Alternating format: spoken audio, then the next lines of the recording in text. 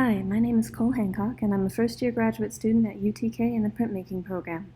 Today I'm going to be talking a bit about my background and how I found myself using my art to discuss the shared ecology of natural spaces, as well as the push-pull of how human development and feral populations have blended into the cultural tapestry of southern Appalachia. I grew up in Appalachian East Tennessee. As a kid, I had scientific aspirations based in my affinity for running around barefoot and pulling slimy, shiny, and pinchy things out of the creek. I always figured that I'd end up some kind of ologist when I grew up, whether that was biologist or geologist or archaeologist or paleontologist or more. Those were all on the table up until college. Every summer I'd go to Tremont Institute of the Smokies, where a bunch of us kids would run around pulling slimy, shiny, and pinchy things out of the creek for scientific reasons, as well as learning the lore of the mountains and campfire stories, which would later end up informing my work. That thing I'm holding in the picture on the right is a hellbender. That's America's largest species of salamander. A lot of my early explorations in art were creature-focused. I started, like a lot of kids, tracing pictures of animals, and then I was on to copying them, and then life drawing, and eventually making up critters entirely and pretending to write scientific journal pages about them. This kind of world-building fed into my interest in cultural mythologies and the folklore of the Appalachians in particular. Another aspect of my process is craft forms, which I was introduced to in the form of whittling and carving. The inclusion of handicrafts as art media is widely accepted now in academic circles, but in many rural communities, craft is often still craft, with emphasis on creating something with skill over concept that distinguishes artist from artisan. In college, I discovered book arts, another craft-turned-art form. The ritualistic viewing nature of the form appealed to me, as did the narrative possibilities. The implication of a book is the presentation of knowledge and information, see. Queen was one of the very first books I ever made, and it describes a monarch butterfly's migratory cycle from Canada to Mexico. I delved further into the handcrafted aspect of my work in an effort to be more deliberate with my materials. I began making my own paper, and I would use paper scraps and trash, boiled vegetation, and pressed leaf matter to make the pulp, and then alter the sheets afterwards. I focused on creating a portrait of place and/or the history of that area through the paper itself. Some of these place portraits would then become the setting for a creature, typically one which could be found in the environment that the materials pulled from. The catch was then that the creature had to imply the presence of a person through something not already found in the paper. These also led into a preference for use of pen and watercolor in a lot of my work, as well as on-site sketching.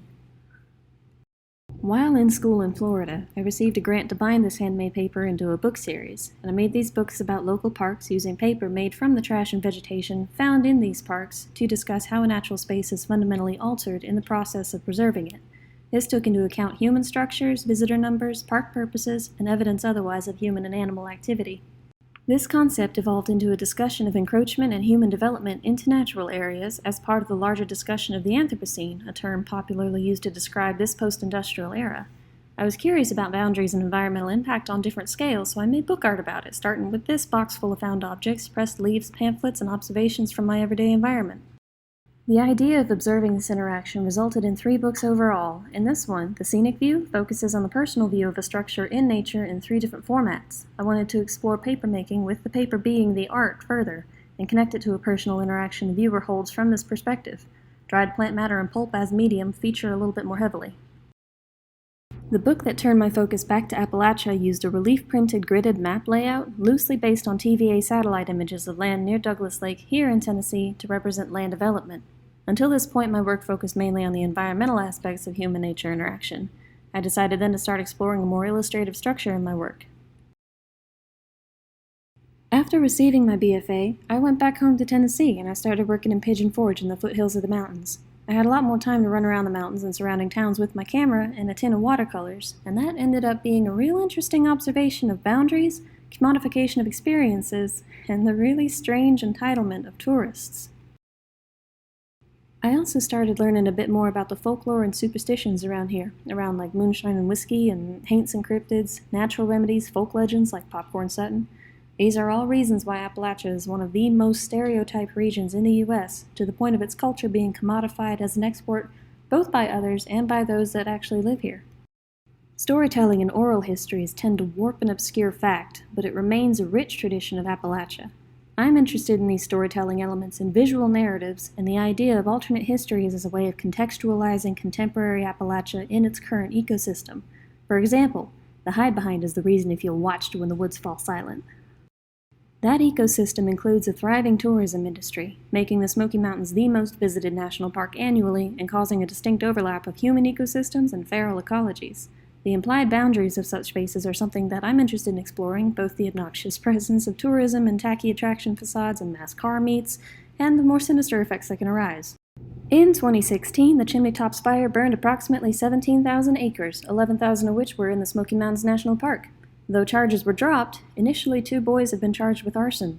The wildlife toll is unknown, and this atop road construction and vehicle pollution is a glaring example of how commodifying an area for the sake of its preservation can drastically alter it. More recently, I've started making work based in that illustrative narrative, combining themes of Southern hospitality and broken boundaries, such as in this piece called Come On In. There's a question here of pest animals and urban adaptation to arbitrary boundaries, particularly in the aftermath or the presence of manufactured ecological disasters. There are more deliberate means by which natural areas are commodified and altered. In Kentucky and West Virginia in particular, mountaintop removal is the preferred method of coal mining, the debris of which can be disastrous for native ecosystems. Appalachia is lauded as a land rich in natural resources and so has been exploited by corporations to the detriment of its communities and ecosystems for decades. As much of southern Appalachia's culture and mythos has become a product for consumption, what I want to explore now is how our consumer culture impacts the environment of the Appalachian region and how land is partitioned and burdened by resource demands. This has been a generalized look at my practice and how I got there. Thank you all for listening.